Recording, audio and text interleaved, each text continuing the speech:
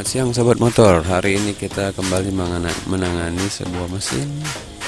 Di sini kita menangani mesin RXS yang mengalami longgar pada crankcase atau rumah bearing crankshaft. Di sini bisa dilihat teman-teman, rumah crankcase ini telah mengalami pengganjalan ya. Sepertinya dia menggunakan serat kopling atau batangan dari layan kopling untuk inner kopling untuk mengganjal si bearing supaya kembali kencang. Dan saya lihat di sini dia juga mengetuk-ngetuk bagian pinggiran dari rumah bearing ini. Mungkin maksudnya supaya rumah dari bearing ini kembali menyempit teman-teman. Dan saya rasa ini kurang efektif. Dan ternyata hasil ganjalannya juga kembali longgar, karena ketika saya membongkar mesin ini terlihat crankshaftnya itu bergoyang dan menimbulkan bunyi teman-teman. Dan itu akan sangat berisik ketika mesin ini dihidupkan jika tidak kembali diperbaiki atau diakalin. Namun kita tidak akan menggunakan cara atau trik yang sama, kita akan menggunakan trik yang berbeda. Bisa teman-teman lihat nanti di video ini. Kita akan menggunakan trik yang berbeda dan tidak melakukan pengganjalan terhadap rumah bearingnya. Dan ini adalah bearing bambu dari as kopling teman-teman, itu ompong 1 batang. Dan ini masih layak pakai sebenarnya. Jika memang tidak ada opsi penggantian juga nggak apa-apa.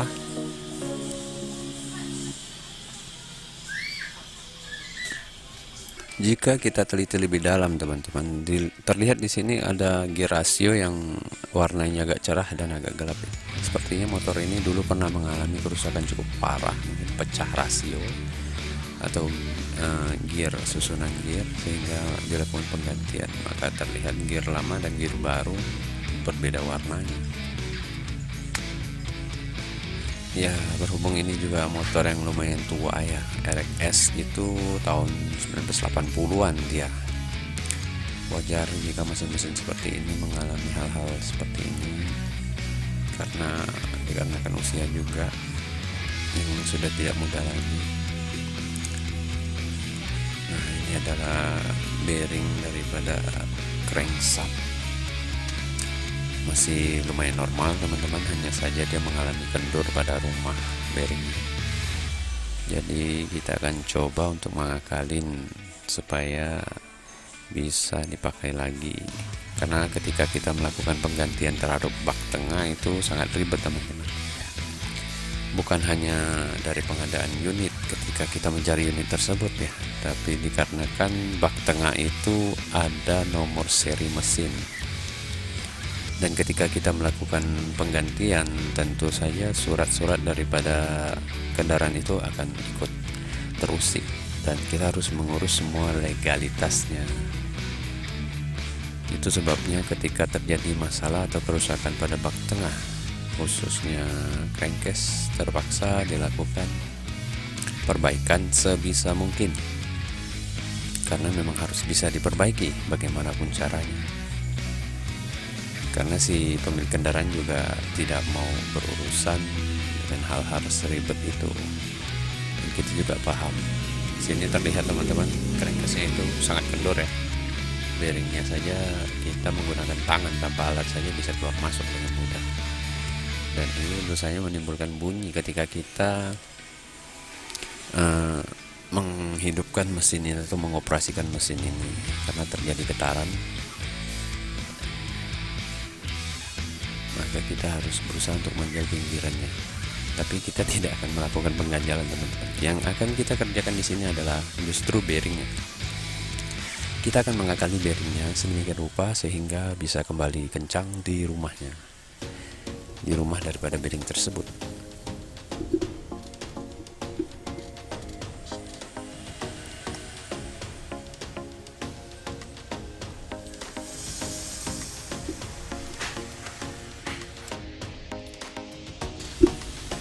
Nah teman-teman, kita akan melakukan pengelasan terhadap dinding bagian luar daripada bearing crankshaft ini. Tidak melakukan pengelasan yang berlebihan, kita hanya memberi sedikit daging kepada dinding bearing dan nantinya akan kita haluskan sampai ukurannya istilahnya kencang kembali di rumahnya, dari lubang atau rumah si bearing ini teman-teman. Kita hanya mengoles-oleskan las terhadap dinding bearingnya. Jangan terlalu tebal karena proses pengerjaannya akan semakin ribet.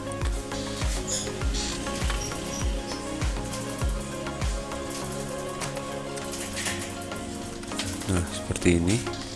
Ini akan kita haluskan kembali karena ini terlalu tebal dan jelas nggak bisa masuk ke dalam rumah daripada bearingnya tersebut.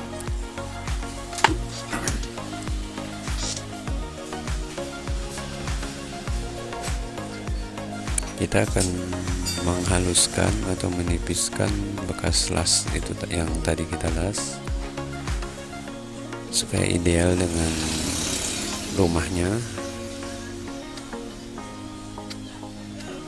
Karena ketika kita melakukan trik yang sama terhadap mesin ini seperti yang dilakukan bengkel sebelumnya, mungkin dalam jangka waktu yang tidak lama akan kembali berbunyi karena pengganjal daripada si rumah bearing ini akan kembali kemakan.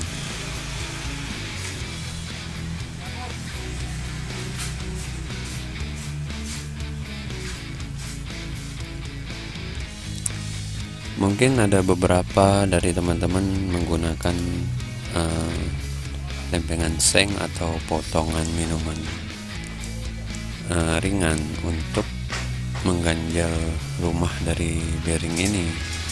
Namun saya lihat teknik ini tidak efisien teman-teman. Yang ditakutkan adalah ketika terjadi keausan kembali dan serpihan itu terlempar keluar dan tergiling oleh tangan piston, itu akan menimbulkan kerusakan yang lebih parah dan lebih sulit untuk kembali diperbaiki. Karena kita menghindari hal-hal tersebut, maka kita menggunakan trik ini, dan saya nilai mungkin ini lebih efisien karena saya sering melakukan trik ini kepada motor-motor yang mengalami hal seperti ini juga.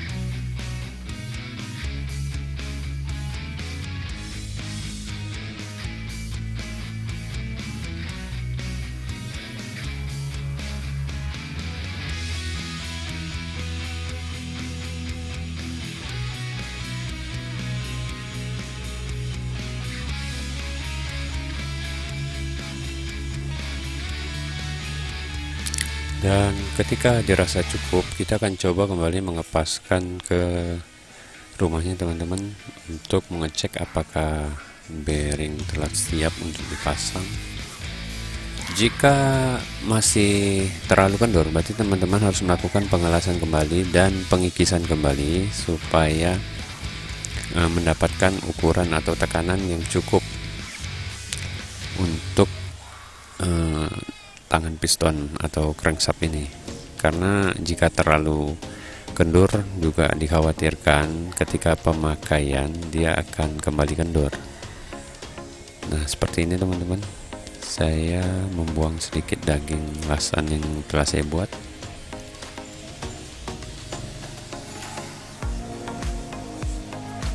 Dan jika dirasa masih terlalu kendor, kita akan mengulangi pekerjaan ini sampai akhirnya kita menemukan tekanan yang cukup dan dirasa cukup untuk mengoperasikan si crankshaft atau menjaga putaran crankshaft ini.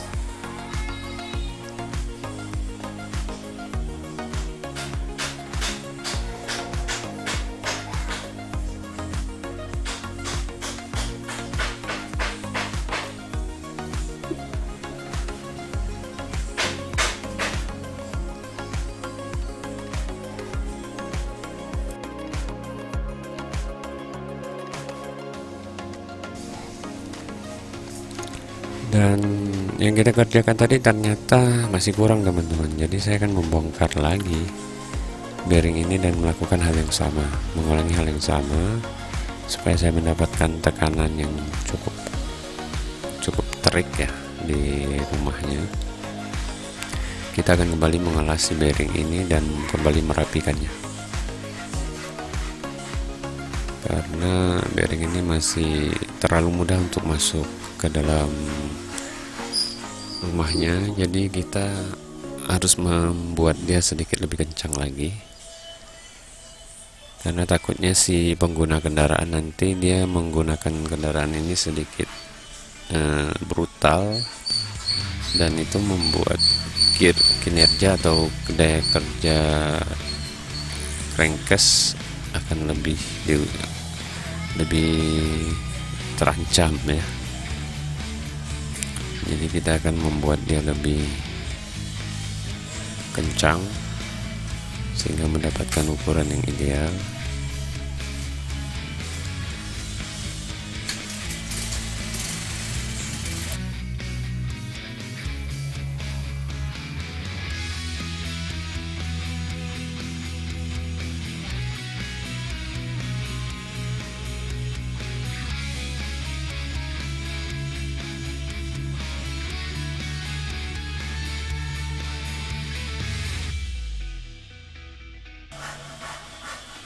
Nah, teman-teman, di sini kita akan kembali mengulangi pengelasan terhadap dinding bearing bagian luar, dan nanti akan kita rapikan kembali.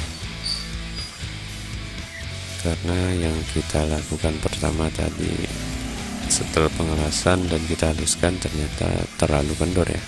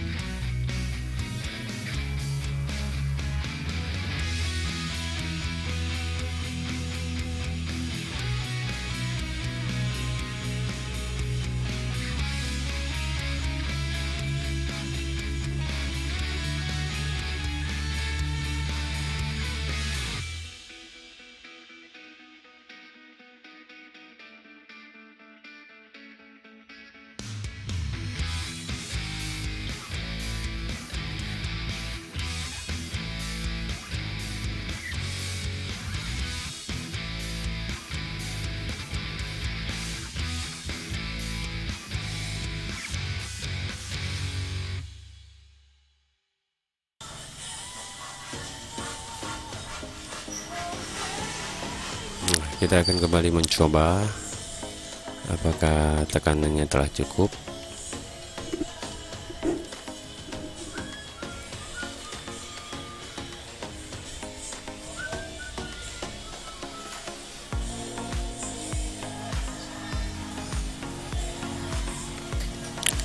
Ketika pemasangan bearing seperti ini teman-teman, usahakan yang diketuk adalah dinding bagian luar, jangan sesekali mengetuk selongsong bagian dalam, karena ditakutkan terjadi pressing terhadap penabur atau bola besinya dan menimbulkan kemacetan pada putaran bearing. Jadi ketika kita hanya mengetuk bagian luarnya, tentu saja itu adalah hal paling aman dalam pemasangan sebuah bearing mesin.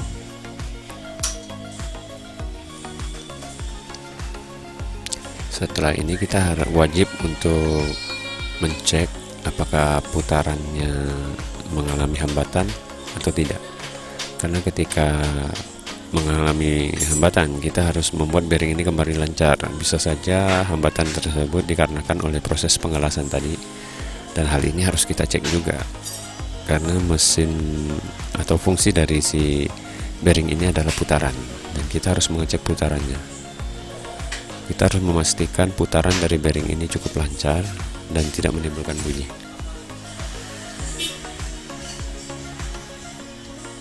Karena seperti yang kita tahu, tangan piston adalah pusat dari RPM. awal dari segala putaran mesin itu adanya di tangan piston teman-teman, atau crankshaft. Sini kita akan terus mengecek, melihat apakah putarannya telah mulus, dan ketika kita rasa putarannya telah mulus dan tidak ada hambatan, bisa dikatakan pekerjaan ini selesai dan bearing bisa kembali berfungsi seperti sedia kala.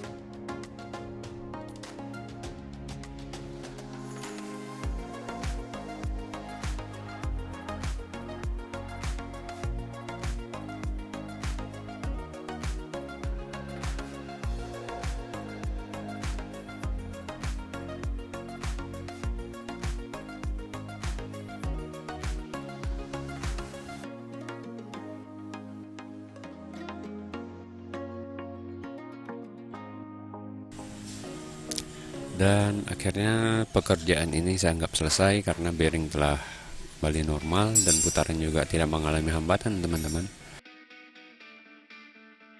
Terima kasih telah menyaksikan video ini sampai selesai, teman-teman, dan bisa memahami. Semoga konten ini bisa bermanfaat bagi kalian semua. Sampai ketemu di konten-konten kami berikutnya. Dan jika teman-teman merasa konten kami atau video ini bisa membantu Anda untuk sesuatu hal, silakan tekan subscribe channel ini dan buat channel ini bisa berkembang dan bisa memberikan konten-konten yang bermanfaat bagi kita semua.